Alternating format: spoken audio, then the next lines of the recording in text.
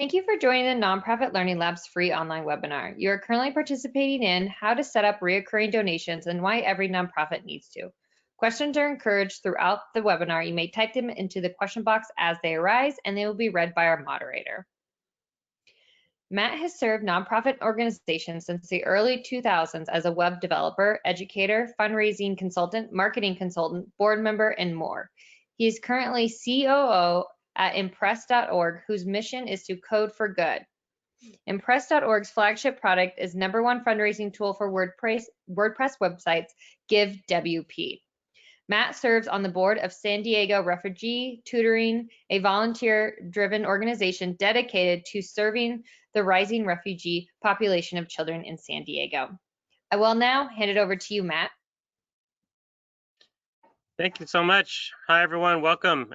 Glad to have everyone here and excited to talk about recurring donations. It's a subject that I am very passionate about, just simply because I believe it's one of the most important fundraising tools that you have in your fundraising tool chest. I do want to give a short disclaimer.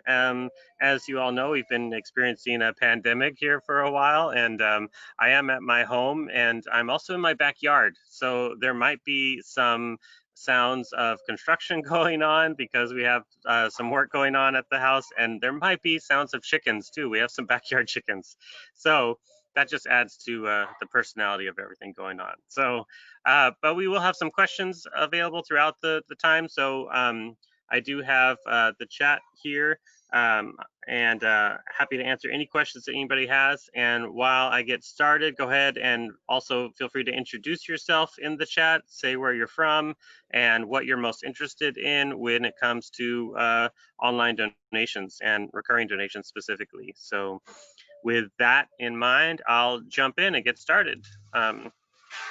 So for today, we're talking about recurring donations, of course, and we have three main goals, which is to talk about why you should do recurring donations and talk about how you can do recurring donations and how to also incentivize regular giving, because just because you have regular recurring donations doesn't mean folks are actually going to do it. You want to give them some incentives. So those are the three goals we have today. Keep that in mind. And like I said, feel free to add your questions and comments in the chat as we get going. First off, why recurring donations? It is far more powerful than you might realize. Why recurring donations? The biggest one, honestly, is just simply because it is really, really good and helpful for your nonprofit's annual budget. It definitely has a positive impact on your ability to fundraise, and it will increase your total annual received donations over the course of the year. For the donor, it's also very much preferred often. It's a lot easier for a donor to be able to give on a recurring basis rather than a one-time large donation. And because they're giving regularly, maybe monthly, maybe quarterly, then that is giving you more touch points with your donor.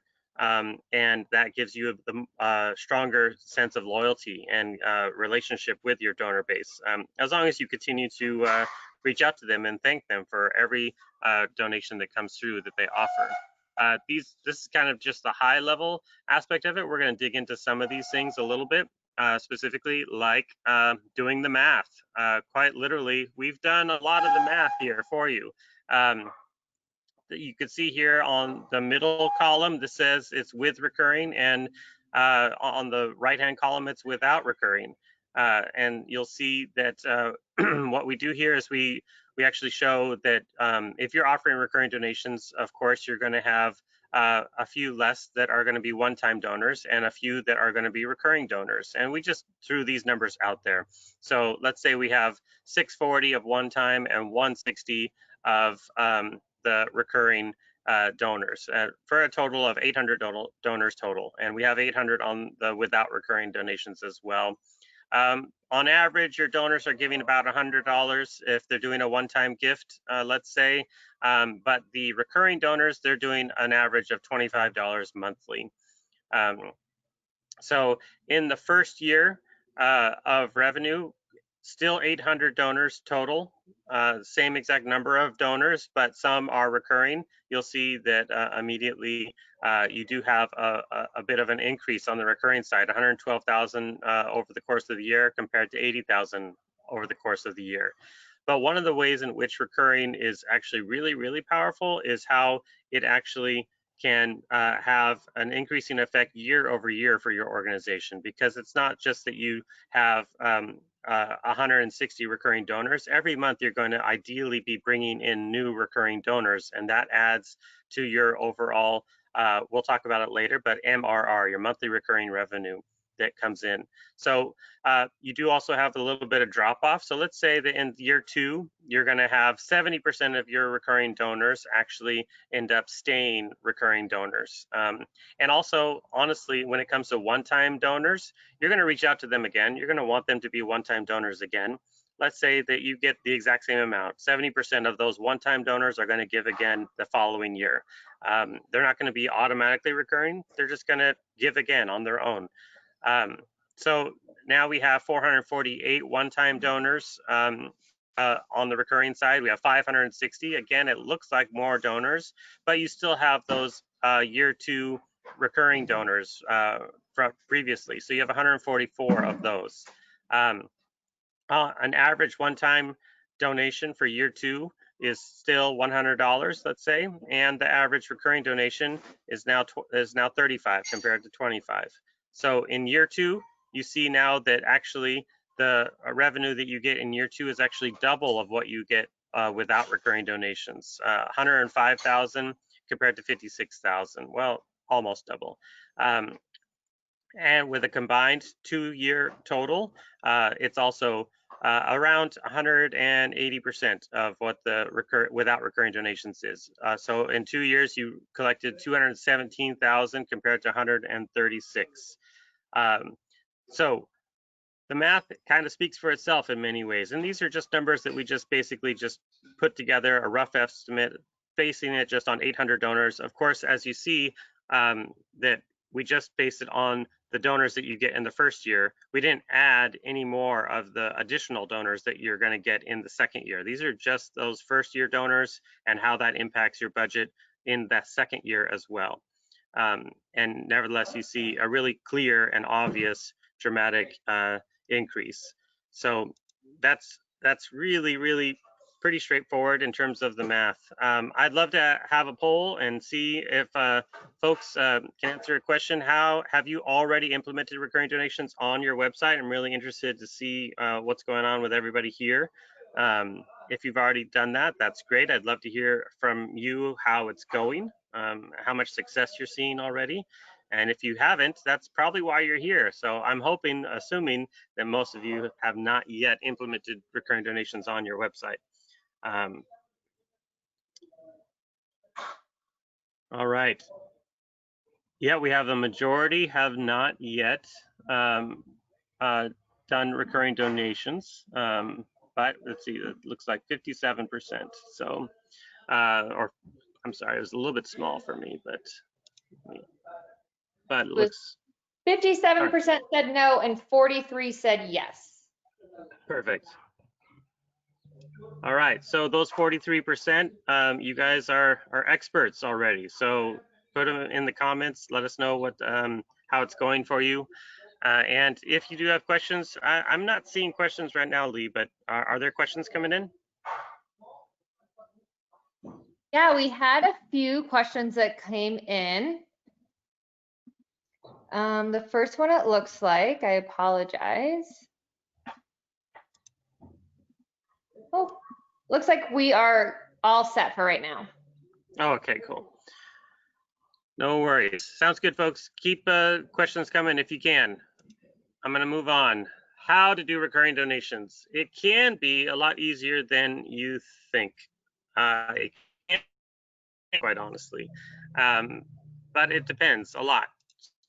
There's a couple caveats we want to make sure to cover. How do you do recurring donations? The number one thing to consider is that your payment gateway supports recurring donations. That's honestly the most important aspect of all of it. Your payment gateway, of course, is things like PayPal, Authorize.net, Stripe, things like that. those are payment gateways, and you need them in order to do online donations, and they need to be able to support recurring donations. And we're also going to talk a little bit about how GiveWP supports recurring donations, of course, and that's my expertise in particular. And we'll talk a little bit about how to report on recurring revenue as well, because that's really important in order for you to see the benefits and value of recurring donations specifically. So let's jump into it. The payment gateways, of course, they must support recurring donations, and luckily for most of the major ones, they do. There's sometimes caveats. For example, they really do also have to have strong API support. That's a buzzword. That's a technical term. API essentially means a documented way for that payment gateway to interact with a donation platform. Basically, how it will interact with your website or with your donation platform of choice. If it doesn't have support for recurring donation, if it has support for recurring donations on their website, but it doesn't have it over the API, then your platform's not going to be able to support it. And that is one of those caveats. Because, for example, PayPal now owns a strong payment gateway called Braintree, which is actually really excellent for nonprofits for a lot of reasons. But their recurring support in particular is a little bit limited. They allow you to create plans on the Braintree in your Braintree account, but those plans can't be created over the API currently. And that is a big limitation. That means that platforms like GiveWP can't really create subscriptions on the fly, and that makes Braintree less than optimal for recurring support, for example. But other big gateways like Stripe, of course, like PayPal, Molly and GoCardless, you might not have heard of before, but they're very popular gateways in Europe, in particular, and Authorize.net. They all have really great API support that allows for subscriptions to be created at lots of different intervals and to be able to be created at any number, so your donor can choose the amount that they want to give. You can give them suggestions, of course, like 10, 15, 25, 50, 100. But if they're like, I really want to give $61 a month, like they absolutely can do that, and those subscriptions can be created on the fly for them. Another one to check on is to read the fine print when it comes to recurring intervals, because different payment gateways do have different intervals that they provide. So if you have a fundraising idea where you're like, I want to allow my donors to give $1 a day, and I just want to get like 1,000 donors who are all giving $1 a day. It's a really good idea overall. You do have to take into account credit card fees. A dollar suddenly becomes more like 70 cents. But then if you want that to happen, you also need to make sure that the payment gateway that you choose supports recurring donations for daily intervals. And that can be a caveat. Same thing goes with things like quarterly. Quarterly to all of us sounds really absolutely normal, and you might expect it to be normal, but not every single payment gateway supports quarterly giving either. So weekly, monthly, and annually is pretty much the standard across all of them.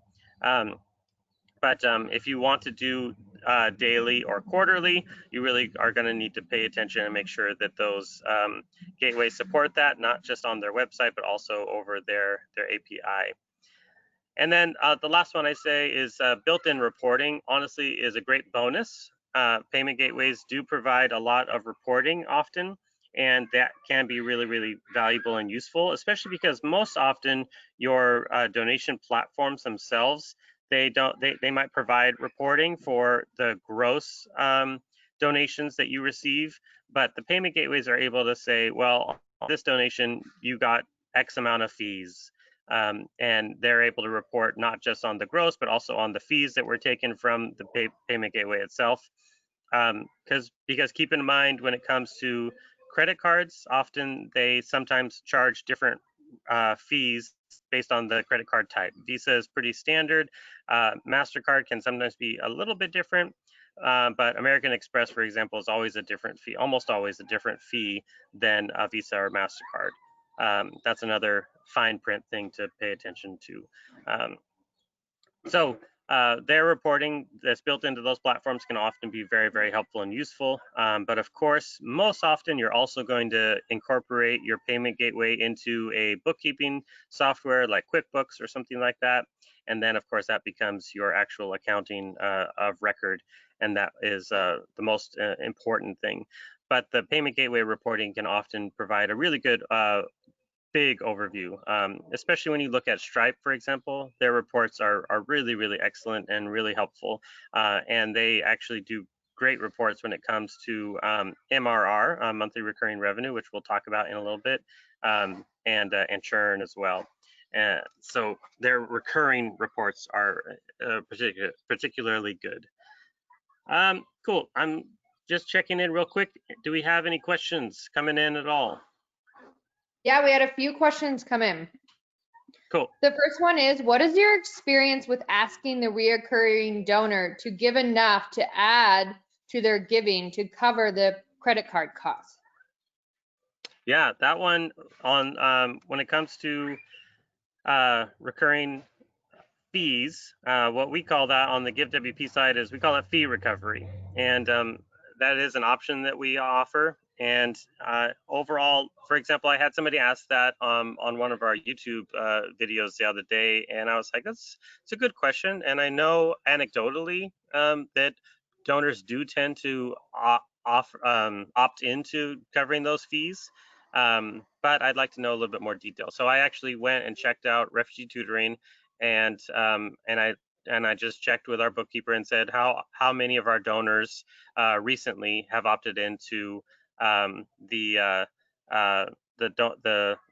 covering the fees, and they told me of the 30 most recent donations, 27 of them opted to cover the fees. So that's a really high percentage. I think that's like 93% or something like that, 95%. That's excellent. I think donors really like to know that the donations they give are going 100% to your cause, and they hate the idea that they give 100, but you're only going to get 96. So they're always willing to well, not always, 97, 95% of the time, they're really open and willing to give that little bit more to make sure that your bottom line is covered. So generally speaking, I say if you have the option to do fee recovery, definitely do it, especially on recurring donations, because those fees definitely add up over the course of a year. Yeah, that's a great question. Other questions? Yeah, so our next question says, we have a reoccurring donation, but we only have a few that opt for that option. Any suggestion on how we can get more to click the reoccurring donation option? Oh, so this one is different than my example with Refugee Tutoring. Generally speaking, I think it often has to do with the user experience of the form itself. Sometimes that opt-in might not be in the exact right place on the form, or it might not be obvious enough. I'm actually going to cover this a little bit later, but talking about recurring incentives, incentivizing people. But often, sometimes it's really just about like making it clear to the donor that that option is there and why it's important to your organization. So I would have to look at the form itself to really be able to give insight. If we look at the form and the opt-in is clear and obvious, and there doesn't seem to be any obvious reason why they're not opting in, I would probably start with, well, maybe add some content above the form that says, hey, this is why we need donations right now. And if you can, please opt in to cover the fees, because that really helps our bottom line. Like, just make it really explicit by telling them how important it is. Yeah, requiring the opt-in is really generally not a good idea, just because it acts like a fee in many ways.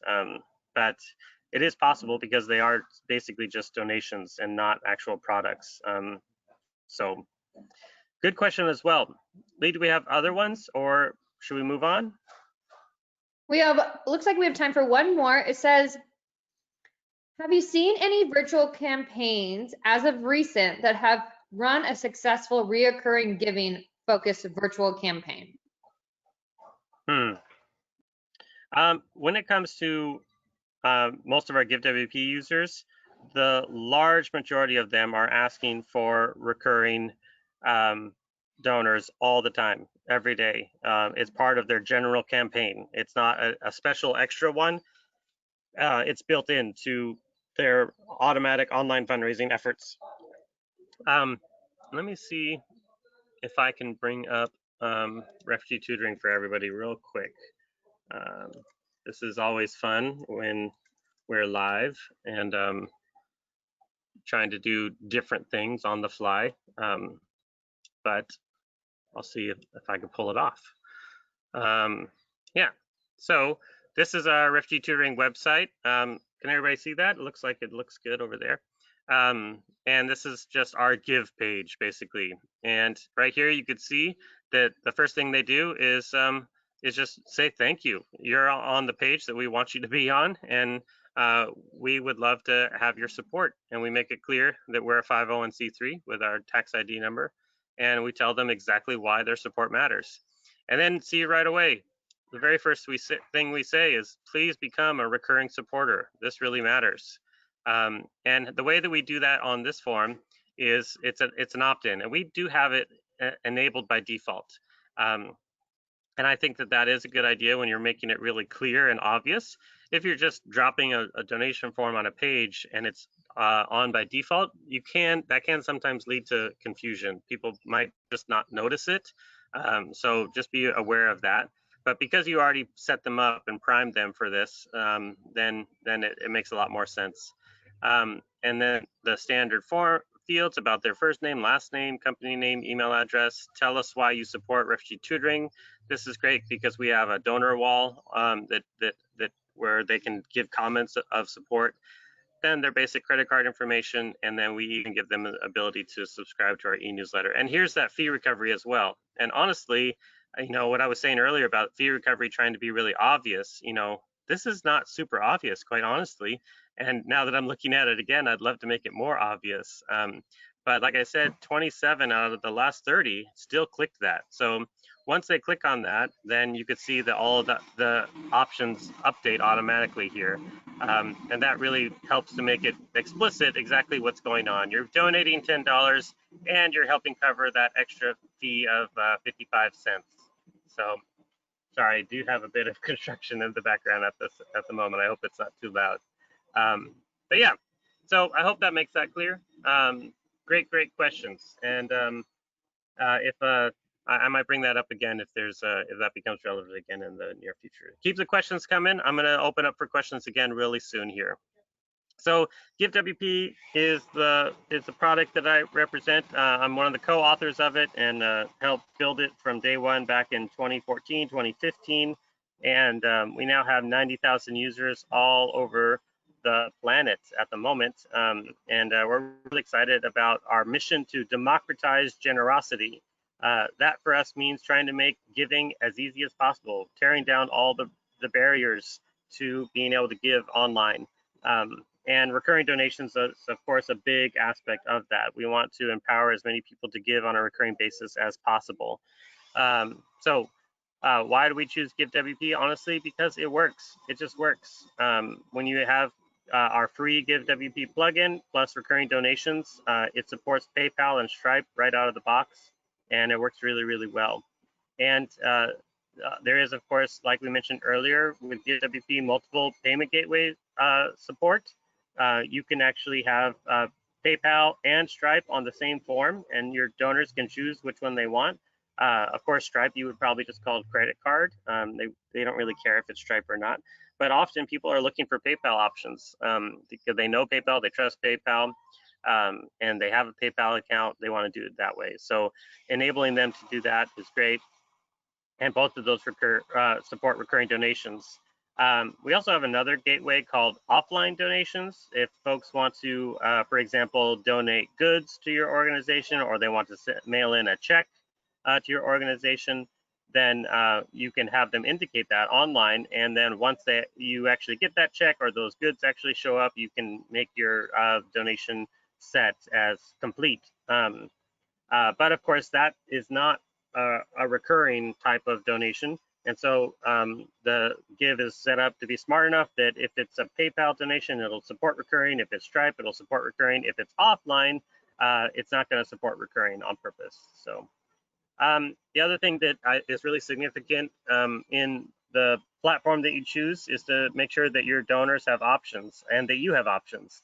Sometimes you do want to do a campaign that is only recurring. You're saying we are going to raise up 50 new recurring givers in this campaign. And on that form, you don't want anybody to be donating that's a one-time donor. You want them all to be recurring donors. And you do have that choice with Give. You can set it to say that this is going to be $50 a month. Or like you saw on the refugee tutoring form, you can give the donor the option that they can choose to be a monthly donor. And that could be set as on by default, or it could be set to off as default, whatever you prefer.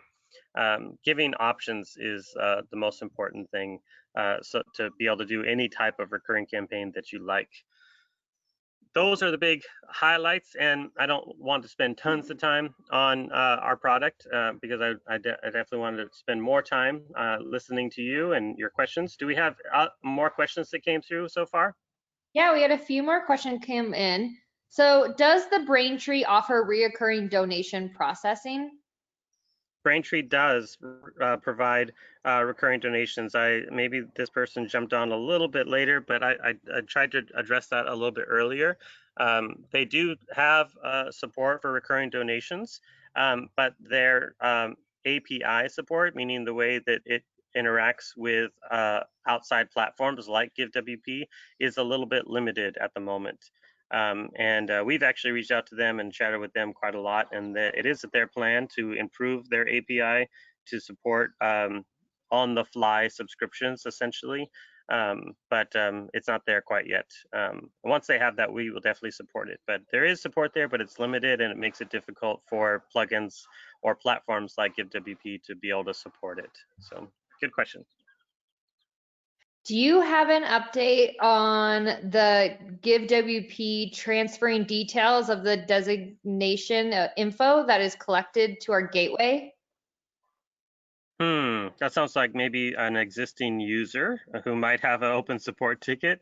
As far as I know, we are passing information to the payment gateways correctly. There might be an issue or a niche issue in one way or another, but our support team would definitely be most informed to be able to address that. But generally speaking, there's a certain amount of information you can pass from your platform to your payment gateway, and different payment gateways support that in different ways. So for example, PayPal really does not provide a whole lot of options on that front.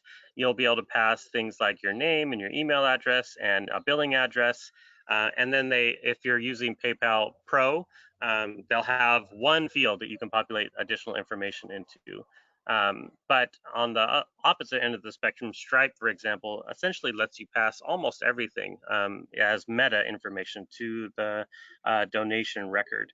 And we do tend to make sure that things that are in your form that are relevant to the donation get passed from Give to Stripe. That's important, we understand. And so that information should be going there. I don't remember off the top of my head what kind of support Authorize has for that type of meta information. But you can see already that it varies greatly between payment gateways. So to that person, I'd encourage you to reach out to our support and just double check on the status of that issue, because we're looking into those things all the time, and we try to make sure that it's passed successfully.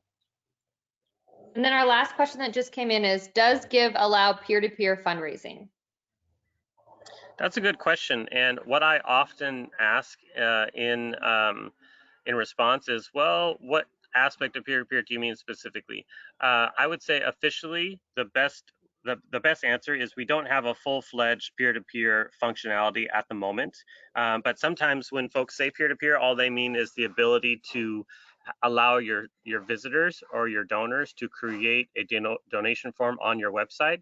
And that's not really fully peer-to-peer. That's really just front-end submissions. That's one aspect of peer-to-peer. And there are ways that you can do that with Give, and we actually have a really good tutorial all about that. on our website. If you just search for Give WP peer-to-peer, and maybe also search for Caldera forms, because that's the plugin that we recommend to make that happen. Give WP peer-to-peer, you'll find that article that I wrote, and I have a video on there all about it. So check that out. That's a good way to do front-end submissions from your donors or volunteers, so that they can be hosting a fundraiser on your website. But in terms of like running doing a marathon fundraiser where you have teams that sign up, and then you recruit people to be on your team, and they all have an individual goals that all lead to a bigger goal. We don't have a big, robust feature like that quite yet, but we are working all the time to pave the way for a feature like that. The next upcoming release is going to come out in a couple of weeks. It's Give version 2.7, and it's supporting a new type of donations called form templates, and that is actually the way in which we are paving the way right now to support all different kinds of fundraising types. But if you join our Facebook community, honestly, we have lots of users in there that have done those types of fundraisers in ways that are unique and different, have customized Give in different ways. That's the power of open source software, is it's very flexible. You can do lots with it. You can customize it to the way that you want, and that is something that other platforms that are more static don't really offer. So that does distinguish us in a lot of ways. But you do have to have some development chops, or at least some DIY spirit to try to work on it hard over a weekend or things like that. So great questions. I appreciate all of it. Let me move on a little bit and keep the questions coming, and we'll have time again towards the end. So last one we want to chat about quickly is reporting on recurring donations. These are three terms, not the only terms in the whole world, but these are three terms that are really, really important to understand the impact that recurring donations has on your organization. First off, these slides will be shared with you. We're going to send out an email to everybody tomorrow that will have a link to our blog post and links down to access these slides and all of that. This right here, first one is MRR, monthly recurring revenue. That is essentially the way in which the recurring benefits your overall budget the most. Because sometimes with online fundraising, it could feel a little bit like feast or famine. Like in February, we had 100 new donors, and that was amazing. Oh, but March, we only had 25. Well, now that's a problem. One way that recurring helps you is to make sure that every single month over month, you have a baseline donation income, and that might be able to be $1,000. It might be $10,000, and ideally over time, as you get more recurring donors, that number increases over and over again. So paying attention to what your MRR is really helps you to make sure that you have baseline income coming in all the time throughout the year, and it helps you to be able to budget correctly. You know that you can count on essentially that 10,000 number every single month, and what is that going to look like for the rest of the year for you? What does that mean in terms of payroll and paying expenses and things like that? Barometrics is a SaaS platform that's all about calculating things like MRR, calculating things like churn, calculating things like LTV. They're an excellent resource. They have some really great articles, and this one right here is a link to their website that explains all about MRR and how important it is. Churn is the other one. Churn is something we want to avoid if at all possible. You got a recurring donor and they're like, I want to give $25 every single month. And around month 6, they say, oh, I just can't afford it anymore. And they drop off and they cancel their subscription. That's churn. You lost a recurring donor. You were hoping you'd get at least 1 year out of them, but you only got 6 months. So that's something to try to avoid if at all possible. And the best way to do that is to keep in touch with your donors all the time. And every time that recurring donation comes in, reach out to them and be thankful to them. Let them know how important it is. Treat it essentially like a one-time donation, even though it's automatic. The site Hubbub actually discusses how churn impacts your fundraising. It's a really detailed and excellent article that I recommend reading for sure. Last one is LTV, which is lifetime value. Lifetime value is essentially an estimate. So when you have a donor that says, I'm going to donate $25 a month on a recurring basis, and they don't set, a time period at all, how long, what is the lifetime value of that donor? Well, if you look at over time, you're going to get more and more data on how long do your donors actually maintain their subscription. If you find that your donors are maintaining their subscription for about 12 months, well, we know that the lifetime value, generally speaking, is 25 times 12. But let's say that over the course of 3 years, you notice that actually your donors actually keep their subscription for 16 or 18 or 24 months. All of a sudden, their lifetime value goes up a lot. This is another really, really important tool to understand how you can budget, because you know that you have X amount of donors, and the average lifetime value of those recurring donors is X. Let's say it's $1,000. Now, because you have 25 recurring donors and they each represent about $1,000, that means you have $25,000 of value just in your recurring donors.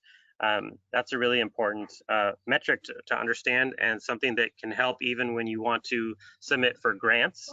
Oftentimes, grant givers want to know that you have a plan for the future, that you're able to sustain yourself over time, and being able to tell them that you know what your lifetime value of your donors is and what MRR is, that is a good sign, and that will help them believe in your organization and your ability for your organization to stay afloat. Keela has a really great website and a lot of good resources as well, and they're showing here how to calculate what your LTV is and why that is so important and why it matters so much. So that was a big mouthful, a lot of things in a short amount of time. But do we have questions that came in about any of these things? MRR, churn, LTV, reporting, any of that? It looks like we had one question come in. It says, does a donor need to set up an account to manage their reoccurring donations? How can we make it easier for a donor to increase or stop their reoccurring donations? Yep, that's a perfect, wonderful question. Because the last thing you want to do is have your administrative staff spend time losing money, essentially. Yeah, actually, it depends on the platform, of course. I'll just speak on the GiveWP side. What we do with GiveWP is we ensure that whether they actually create an account during the donation process or not, they still are going to have access to their subscriptions regardless. We do that in a couple different ways. I do recommend that when you set up GiveWP and recurring donations, that you make it so that the donor gets a user account on your website every time that they donate automatically. And that is an option you can do, is you can just say that they're going to get a user account automatically. That way they can log into your site whenever they want, and they can actually manage their subscription on their website. You can also make that optional. You can ask them if they want to create a user account or not. Generally speaking, I like to just make that decision for them. Either they're going to create an account or you're not going to support accounts at all. But if you don't support account on your form, what we do instead is on the managed subscription page, it'll have a notice that says, hey, if you want to access your subscription, type in your email address here, and we'll send you a special link. So they type in their email address, it sends them an email to their email address, and they have to go in there and click on that link, and that link brings them back to your website with a special key that identifies that they're actually the owner of that email address, and then their subscription history actually shows up on the page when they come back. That's the most secure way that we can figure out how to support allowing donors to manage their subscription and see their history by verifying their identity through their email address, and allowing them to control that themselves. So again, that's one that you want to make sure that the gateway supports managing subscriptions over the API again, because the platform will be limited if the gateway doesn't support that feature. So it actually took a while for PayPal to support that feature, but they do now. Stripe has had that for a long time. authorize.net. I need to double check. I keep failing on authorize right now off the top of my head, whether it supports that feature or not. I don't believe it does. But I could double check. But that's an excellent question. I think the shortest answer is, if you have that ability, you definitely, if your platform has that ability, you definitely should enable it, and definitely point your donors towards that page on your website where they can manage their subscription themselves. With GiveWP and Stripe, they can even change the amount that they want. So that's helpful if they're giving $25 a month and they decide that they can't afford it anymore. You can actually help them walk through that and be like, well, what if you just stay at $10 a month instead of $25 a month? 10 is better than 0. And empower them to give less rather than just churn off, essentially. Good question. Do we have more? That's all we have for right now. Excellent. All right. I have a question for all of you. So, would you prefer to be a recurring donor? You personally, I'm just saying you personally. What think about yourself. You're not always the best representation of your donor base, but let's just take this as an experiment. Would you prefer to be a recurring donor for $25 a month, or would you prefer to donate once for $250? What's your preference?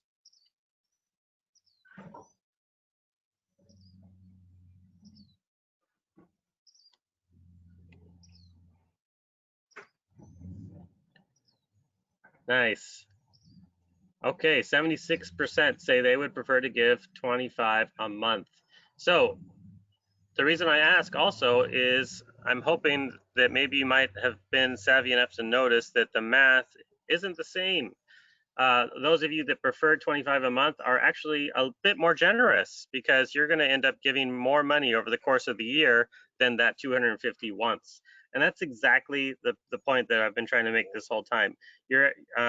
If I remember right, the total is, let's see, $300. You're actually giving $300 by the end of the year if you actually make it through 12 payments instead of that 250 once. And that's the thing. It's the monthly recurring is a lot easier on the donor budget, and then it actually ends up meaning that the donor actually gives the organization more money in the end as well.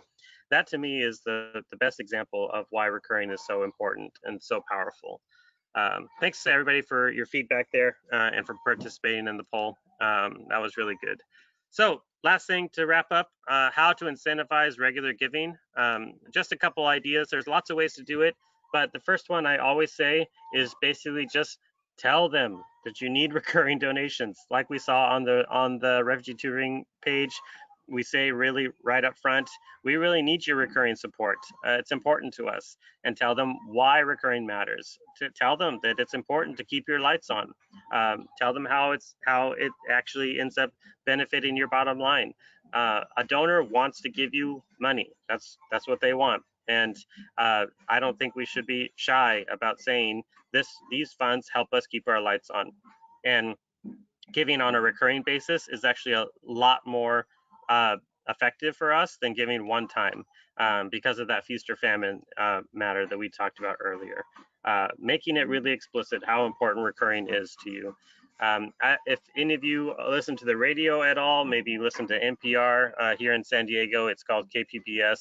They're always very, very explicit about saying we need recurring members. Every time they say anything about their funding, they say we're looking for recurring members. They make it right up front. They barely even mention donating one time at all. It's basically the default that they want everybody to be thinking about, is how they can start giving monthly to their nonprofit organization. So tell them. Another one, honestly, is to give gifts to your recurring donors. Especially with a platform like GiveWP, we identify the recurring donors uniquely. There's a section that's called subscriptions, and you can see all of your subscribing donors right in one spot, and you can export them all in a list with email addresses and billing addresses, and you can reach out to them. Being thankful and showing them how significant they are to your organization is just a really, really great way to encourage more recurring gifts. I've heard of some organizations who basically ask for in-kind donations from companies. For example, like if you're going to give gifts, you don't necessarily want to spend your donation money in order to give those gifts to others. Of course you can, and that is also it also works. But sometimes it's great to ask a corporation to donate things to you that you can then give to the recurring donors. That's a really beneficial way to be benefiting your recurring donors without having it hit your bottom line too much. Or sometimes it's not even necessarily big gifts. It's also sometimes just like a handwritten letter with some stickers of your organization. Honestly, I've talked with several organizations that said once we started giving stickers out to our recurring donors, we started seeing more recurring donors come in, which is really funny. But people love simple things like that, especially when the logo of your organization is cute or really something that people like. It's actually a simple and effective way to just say thanks and give that heartfelt feeling to the people who are supporting you. So those are just two ideas, but the most important idea about this is to just think and be reflective on actually incentivizing your donors in one way or another and making it important. If you spend time just trying to think of ways that you can incentivize your donors, I'm certain you'll come up with 1 or 2 or 3 ideas relatively quickly, and you can start implementing that immediately, and it will have an impact over time. Last question I have for all of y'all, and then we can open up for last questions from you, is are you satisfied with your current online giving platform? I would love to hear how things are going for you. Online giving platforms can be tricky sometimes.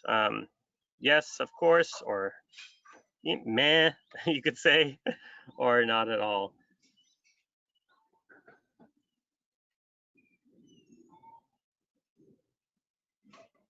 Okay, lots of neutral. Interesting.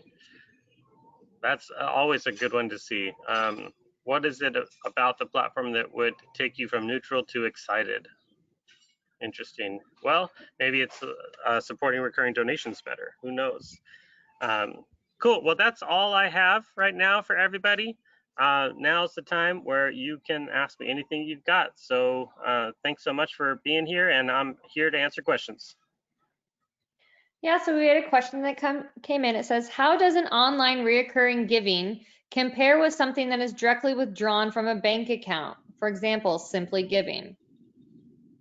That's a good question. The reason why people do online giving is because of the convenience.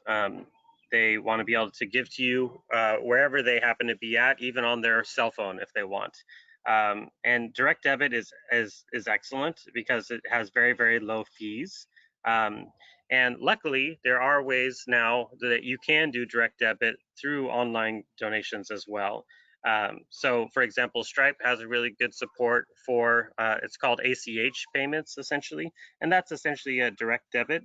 And Authorize.net also has what they call e-checks.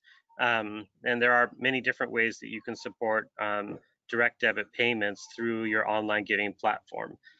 And I would highly recommend it whenever you can, because the fees that you incur for those transactions are far less than credit card fees.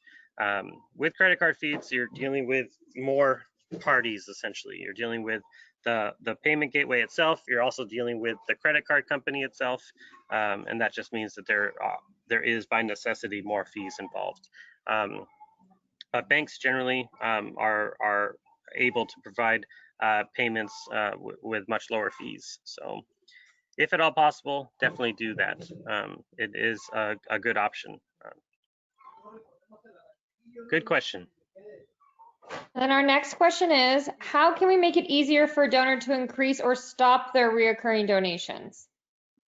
That's similar to the question we had a little bit ago about managing their subscriptions. I do hope that whatever platform you're using would support that they can log into your website and cancel their subscription themselves. You can do that with GiveWP, but it is sometimes a little bit tricky. But generally speaking, if you are doing online donations and your donor is is using a payment gateway like Stripe or PayPal or whatnot, then you have access to Stripe and PayPal. Of course, it's your account, and you can actually cancel those subscriptions directly through Stripe or PayPal or authorize yourself. So in those cases, if your platform doesn't support the ability for your donor to cancel their subscription or change their subscription directly on your website, then the option is that they're just going to call you, and you're going to end up logging into Stripe, and you're going to go in there and you're going to cancel their subscription for them. So either way, whether it's through your website or through a call and logging into the gateway, you definitely have that ability regardless. And then our last question that came in is, do you have any recommendations for a donation plug in for Joomla? Interesting. Honestly, I don't off the top of my head. What I have heard, I did have quite a bit of experience with Joomla about 10 years ago or so. So I'm not going to lean on that because that's definitely outdated by now. But what I hear from folks who are still on Joomla is they most often end up choosing a SaaS platform. SaaS is a software as a service, and that's something like Classy, for example, or DonorBox is a good option.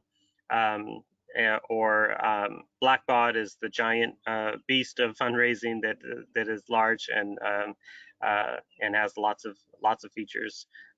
These types of platforms are made to work with any website. Now, the way that it often works is you're going to end up having to create what's called a subdomain, or you're going to have to put a link on your website that points to your giving page on their website, and that can sometimes be a little bit of an odd experience. But some folks at Classy, they're really good at helping you to make those things happen. DonorBox is really good about being embedded directly on your website, whether you have Joomla, WordPress, or anything.